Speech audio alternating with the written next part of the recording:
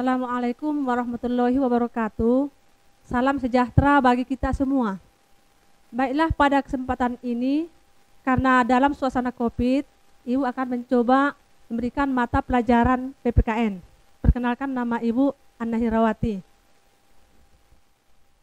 Materi yang pertama untuk kelas 10 semester ganjil adalah nilai Pancasila dalam kerangka praktek penyelenggaraan pemerintahan negara.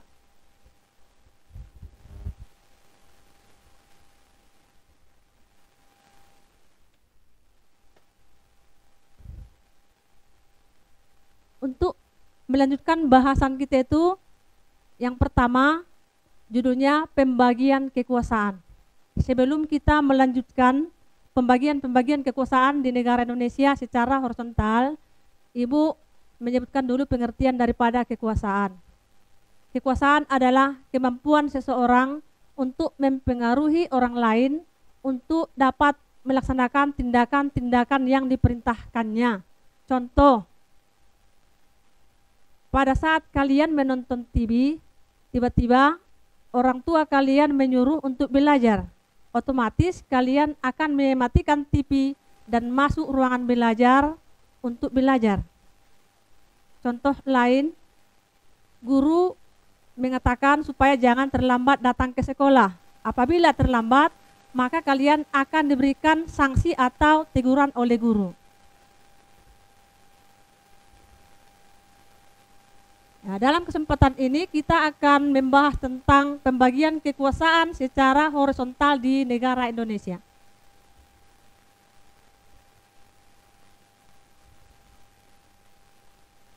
Kekuasaan yang pertama, yaitu kekuasaan konstitutif, yaitu kekuasaan untuk mengubah dan menetapkan undang-undang dasar. Yang kedua, pemegang kekuasaan ini adalah Majelis Permusyawaratan Rakyat. Yang ketiga, ditegaskan dalam pasal 3 ayat 1 Undang-Undang Dasar Negara Republik Indonesia tahun 1945 yang menyatakan bahwa Majelis Permusyawaratan Rakyat berwenang mengubah dan menetapkan undang-undang dasar. Tugas yang pertama MPR, yaitu melantik presiden dan wakil presiden dari hasil pemilihan umum. 2. Memilih presiden dan wakil presiden apabila mangkat. 3. Memutuskan usulan DPR berdasarkan Mahkamah Konstitusi untuk memberhentikan presiden atau wakil presiden dalam masa jabatannya. 4. Mengganti dan menetapkan undang-undang dasar. Kekuasaan eksekutif. Yang dimaksud dengan kekuasaan eksekutif yaitu kekuasaan untuk menjalankan undang-undang dasar dan penyelenggaraan pemerintahan negara.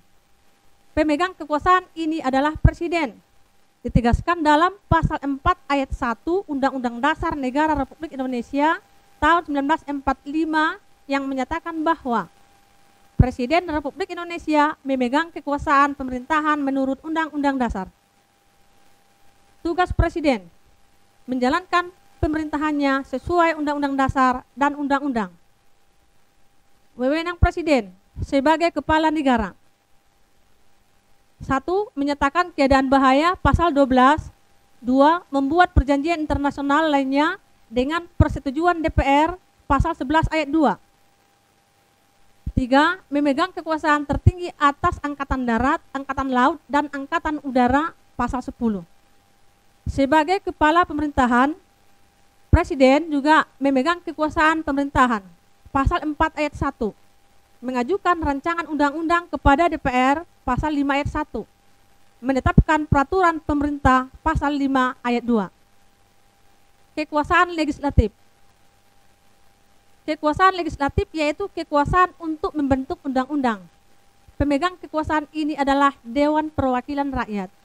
Ditegaskan dalam pasal 20 ayat 1 Undang-Undang Dasar Negara Republik Indonesia tahun 1945 yang menyatakan bahwa Dewan Perwakilan Rakyat memegang kekuasaan membentuk undang-undang. Tugas dan wewenang DPR. 1. Menyusun program legislasi nasional atau prolegnas. 2. Menyusun dan membahas rancangan undang-undang yang diajukan oleh Presiden dan Dewan Pimpinan Daerah. 3. Menetapkan undang-undang bersama Presiden. Fungsi legislasi DPR, memegang kekuasaan membentuk undang-undang.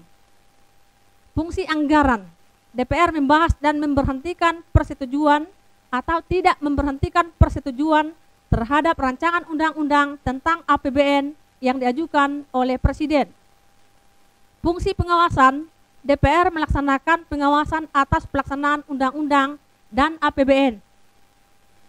Kekuasaan yudikatif. Kekuasaan yudikatif atau kehakiman yaitu kekuasaan untuk menyelenggarakan peradilan guna menegakkan hukum dan keadilan. Pemegang kekuasaan ini adalah Mahkamah Agung dan Mahkamah Konstitusi.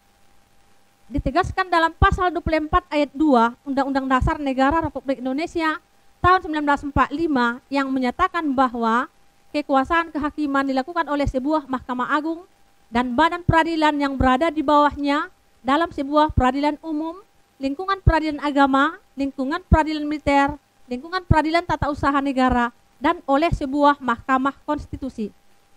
Tugas dan wewenang Mahkamah Agung: 1. Mengadili pada tingkat kasasi.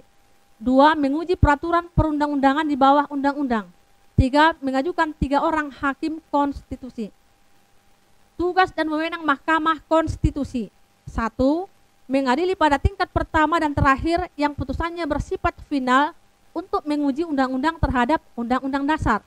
2. Mengurus sengketa kewenangan lembaga negara. Kekuasaan eksaminatif atau inspektif, yaitu kekuasaan yang berhubungan dengan penyelenggaraan pemeriksaan atas pengelolaan dan tanggung jawab tentang keuangan negara. Pemegang kekuasaan ini adalah Badan Pemeriksa Keuangan. Ditegaskan dalam pasal 23E ayat 1 Undang-Undang Dasar Negara Republik Indonesia tahun 1945 yang menyatakan bahwa untuk memeriksa pengelolaan dan tanggung jawab tentang keuangan negara diadakan satu badan pemeriksa keuangan yang bebas dan mandiri. Tugas dan wewenang: 1. Memeriksa pengelolaan dan tanggung jawab keuangan negara. 2. Pemeriksaan keuangan dan kinerja. 3. Menentukan objek pemeriksaan keuangan. Wewenang: 1. Membina jabatan fungsional pemeriksa. 2. Memberi pertimbangan atas standar akuntansi pemerintahan. 3. Menggunakan tenaga ahli dan atau tenaga pemeriksa di luar Badan Pemeriksa Keuangan yang bekerja untuk dan atas nama Badan Pemeriksa Keuangan. Kekuasaan moneter, yaitu kekuasaan untuk menetapkan dan melaksanakan kebijakan moneter, mengatur dan menjaga kelancaran sistem pembayaran, dan memelihara kestabilan nilai rupiah. Pemegang kekuasaan ini adalah Bank Indonesia. Ditegaskan dalam pasal 23 Undang-Undang Dasar Negara Republik Indonesia tahun 1945 yang menyatakan bahwa negara memiliki suatu bank sentral yang susunan, kedudukan, kewenangan, tanggung jawab, dan independensinya diatur dalam undang-undang. Tugas dan fungsi: 1. Menetapkan dan melaksanakan kebijakan moneter. 2. Mengatur dan menjaga kelancaran sistem pembayaran. 3. Mengatur dan mengawasi bank. Sampai sini dulu pokok bahasan kita pada kesempatan ini. Lain kali kita lanjutkan. Sekian, assalamualaikum warahmatullahi wabarakatuh.